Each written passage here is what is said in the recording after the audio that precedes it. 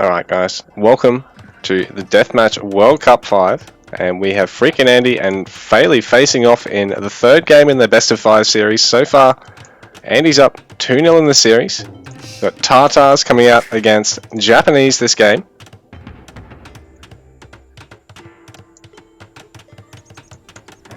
Light Cavalry versus Hussar openings. Light Cavalry not going to be as strong against the Vil, but even still able to pick one of Failey's Vils off here early before the Camel Riders come out. So this is rough for Failey. He's actually not garrisoned the Vil, but able to keep it alive there. Meanwhile, Andy, having killed his Hussar, I don't know if any of the Vils have gone down. He's got 6 Vils to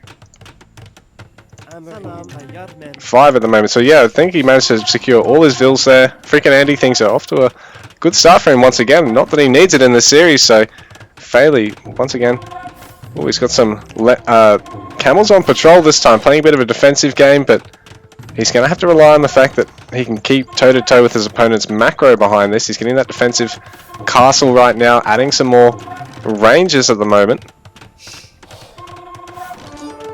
But he needs to make sure he doesn't lose everything, because with a Halb push from Andy, he's going to be able to clean up the camel riders quite cleanly here.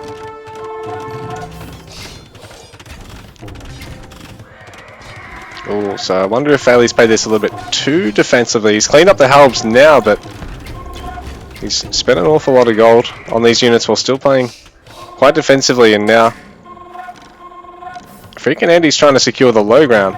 Still just making sure he can chip away at some villages here, getting a good kill or two with these cavalry archers. Ooh, forcing a couple more to retreat there. So this is looking really rough for Failey once again, because he's really just starting to fall behind on villages. He's getting the second town center of his own, but FreakinAndy's getting several town centers of his own behind all this. The camel's doing quite well against the cavalry archers, so some more Halbs being added in here.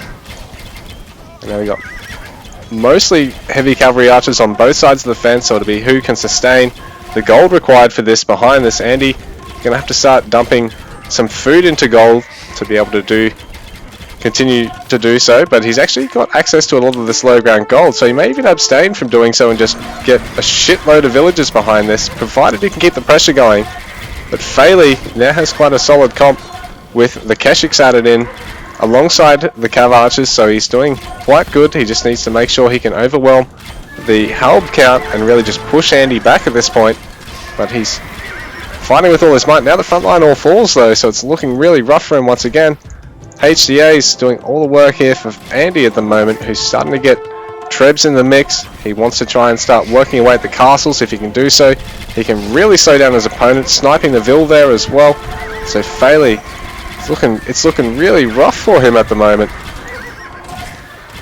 But he's got good cavalry archer control. He's picking off all the Halbs and the cav archers of his opponents.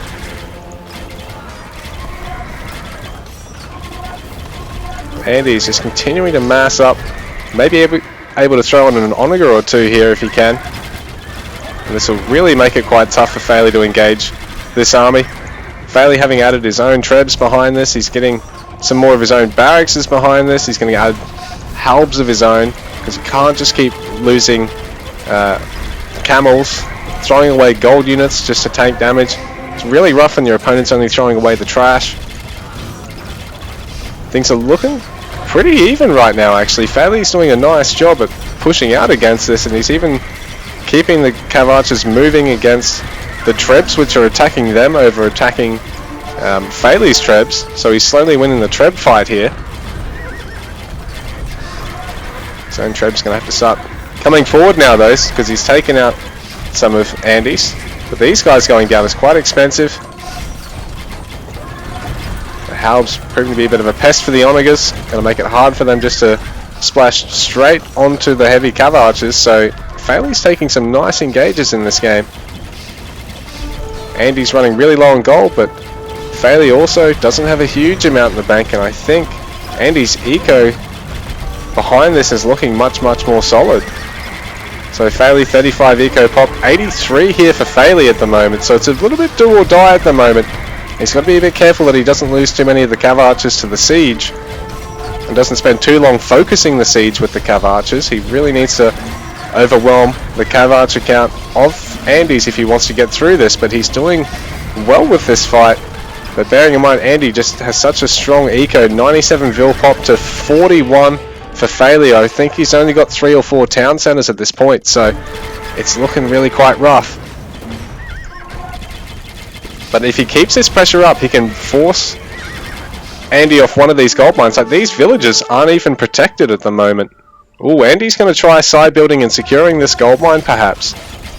So Failey, it's a little bit rough that he's not catching this going on, but that's where experience is coming into play. Andy's just... oh, he's even putting a keep down first. So Failey, thank you for the follow. Failey forced to have to retreat for the time being, but he's dealt a good amount of damage here. He's running low on the gold, and he can't just keep dumping all the other resources through his market, because eventually it does start to get too expensive.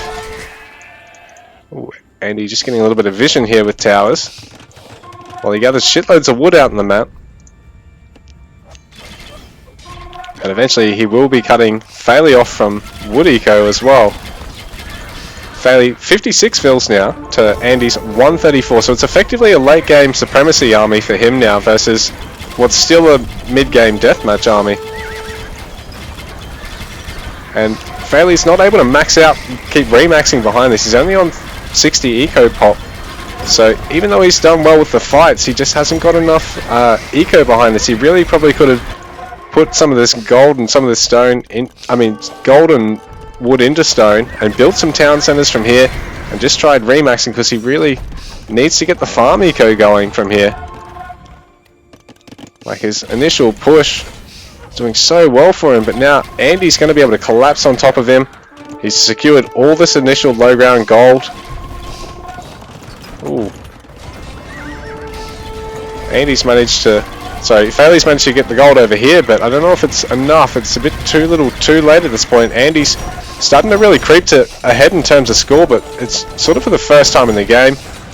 These towers being focused down by the rams of Failey's. But in the meanwhile, while they're out, the rest of Andy's base is secure. The rams aren't going to be able to interrupt the eco at this point. Failey now up to 76 eco pop, so he's working his way back into the game. He wants to make a dent in this series, because if he doesn't, it's all over. And it's the next game in the group stages that he's got to look forward to. Oh, the Omega starting to get some hits off here. It's even being used to try and clear through the wood here. Does eventually get picked off, but the castle is slowly being worked away at.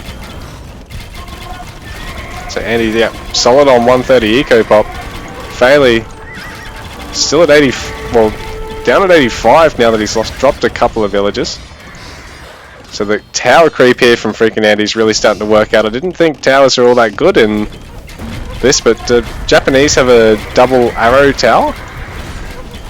Yeah, they do, that's right. Sorry, I'm a bit of an AoE 2 noobs, but Failey's making this work. Even though he's got the smaller eco than his opponent, he's really only fighting with about 30 army pop at the moment.